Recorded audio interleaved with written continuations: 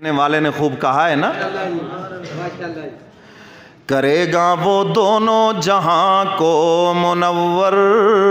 سبحان اللہ، سب کہہ دو ماشاءاللہ۔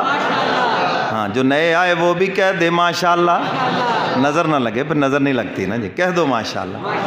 ہاں کرے گا وہ دونوں جہاں کو منور، ایک ایسا سراج منیر آ رہا ہے، کہہ دو سبحان اللہ۔ کرے گا وہ دونوں جہاں کو منور، ایک ایسا سراج منیر آ رہا ہے، جگائے گا کر غریبوں کی قسمت۔ آئے ہائے، کہہ دو سبحان اللہ۔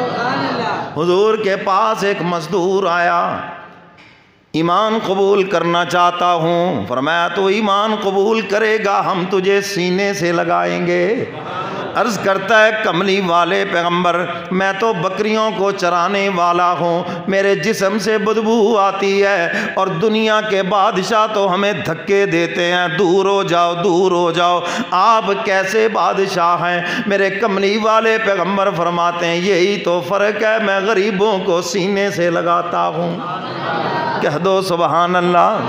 جگائے گا آ کر غریبوں کی قسمت، جگائے گا آ کر غریبوں کی قسمت، ایک ایسا رسول کریم آ رہا ہے، کرے گا وہ دونوں جہاں کو منور، ایک ایسا سراج منیر آ رہا ہے۔ سبحان اللہ، ساتھ ہی کہہ دو ماشاءاللہ۔ وہ چمکتی جبیں پہ چمک ایک اٹھے گی، چمک جائے گا جس سے سارا زمانہ۔ وہ جی چمکا ہے یا نہیں چمکا؟ حق تعالیٰ فرماتے ہیں میں نے نور ہدایت بنا کر بھیجا ہے، اس کی ہدایت کا نور چار دانگ عالم کے اندر ہے۔ فرمایا دنیا میں جتنے عالم ہیں میرے محبوب کی نبوت و عظمت کا ڈنکا بجے گا۔ زمین کے نیچے جہان ہے، زمین کے اوپر جہان ہے، فرمایا آسمان پر جہان ہے، میرا محبوب تمام جہانوں کے لیے رحمت بن کر آیا ہے۔ کہہ دو سبحان اللہ۔ وہ چمکتی جبیں پہ چمک ایک اٹھے گی، چمک جائے گا جس سے سارا زمانہ، وہ کسریٰ کے کنگرے گرے جا رہے ہیں، وہ ایک انقلاب عظیم آ رہا ہے۔ کیسر و کسریٰ کے کنگرے گر گئے، آتش کدا جو 1000 سال سے جل رہا تھا وہ بجھ گیا، اور اماں جان فرماتی ہیں، میں آمنہ فرماتی ہیں ایسی نور کی شعائیں نکلیں، فرمایا کمرہ روشن ہو گیا اور مجھے ملک شام کے محلات چمکتے ہوئے دکھائی دینے لگے۔ کہہ دو سبحان اللہ۔ وہ کسریٰ کے کنگرے گرے جا رہے ہیں، وہ کسریٰ کے کنگرے گرے جا رہے ہیں، وہ ایک انقلاب عظیم آ رہا ہے، کرے گا دونوں جہاں کو منور، ایک ایسا سراج منیر آ رہا ہے۔ کہہ دو سبحان اللہ، ساتھ ہی کہہ دو ماشاءاللہ۔ اور شاعر آگے کیا کہتا ہے، کھلے گی یتیموں کے لب پر مسرت۔ اللہ اکبر۔ بے نواؤں کے لیے، یتیموں کے لیے میرا کملی والا پیغمبر سہارا بن کر آیا ہے، اور جس کا دنیا میں کوئی نہیں، حضور فرماتے میں جو ہوں نا اس کا۔ ایک صحابی رسول ہجرت کر کے آئے مدینہ منورہ میں، کوئی عزیز و اقارب نہیں، کوئی رشتہ دار نہیں مدینہ میں۔ جب ان کا انتقال ہوا، اب مسئلہ یہ ہے کہ لحد میں، قبر میں وہ اتارے جو قریبی عزیز ہے۔ اب دیکھا کہ کوئی اس کا قریبی عزیز نہیں، حضور خود لحد میں اترتے ہیں اور فرماتے ہیں جس کا کوئی نہیں اس کا میں محمد ہونا صلی اللہ علیہ وسلم۔ حضور خود اترتے رکھے ہیں قبر میں، اور دونوں ہاتھوں میں، نبوت والے ہاتھوں میں، اس کی میت کو لے کر لحد میں رکھ کر حضور فرماتے ہیں یہ میری امانت ہے، حشر میں مجھے پیش کر دینا۔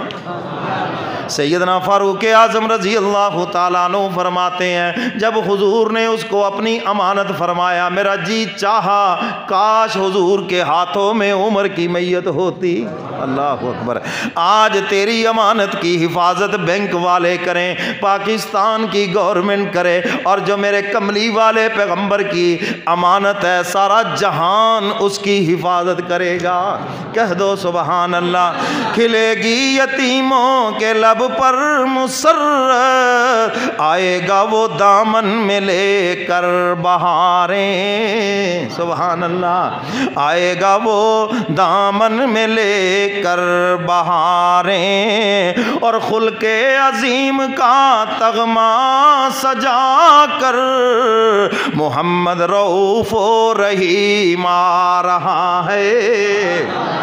حضور فرماتے ہیں بعثت لیتمم مکارم الاخلاق، میں تو اخلاق کی خوبیوں کو پورا کرنے کے لیے بھیجا گیا ہوں۔ فرمایا دنیا میں جتنی بھی اخلاق کی اچھائیاں ہو سکتی ہیں حق تعالیٰ نے سب اپنے محبوب کو عطا فرمائی ہیں، اور حق تعالیٰ نے قسمیں اٹھا کر فرمایا میرے محبوب انک لعلی خلق عظیم، آپ کا اخلاق سب سے بلند و بالا ہے۔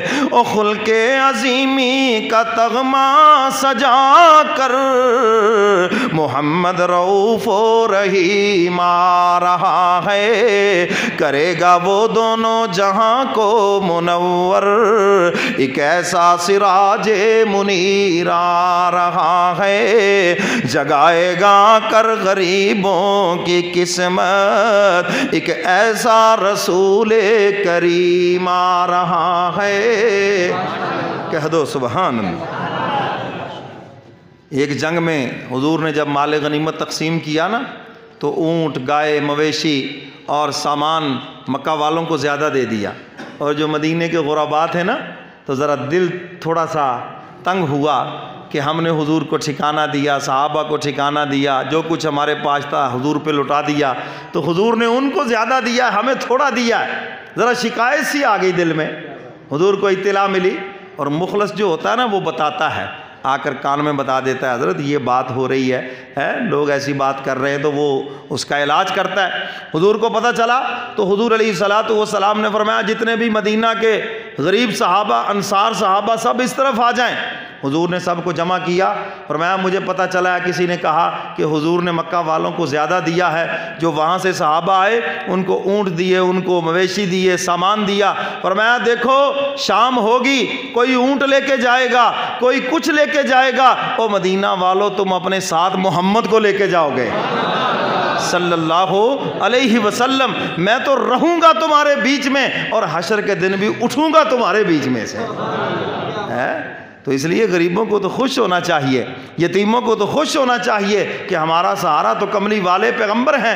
حضور علیہ الصلوۃ والسلام فرماتے سنو جس نے کسی یتیم پہ احسان کیا اس نے میں محمد پہ احسان کیا ہے صلی اللہ علیہ وسلم۔ فرمایا تمہارے دروازے پہ کوئی یتیم آئے سوچ لینا تمہارا نبی جو ہے وہ در یتیم ہے۔ تو میرے محترم سامعین، حضور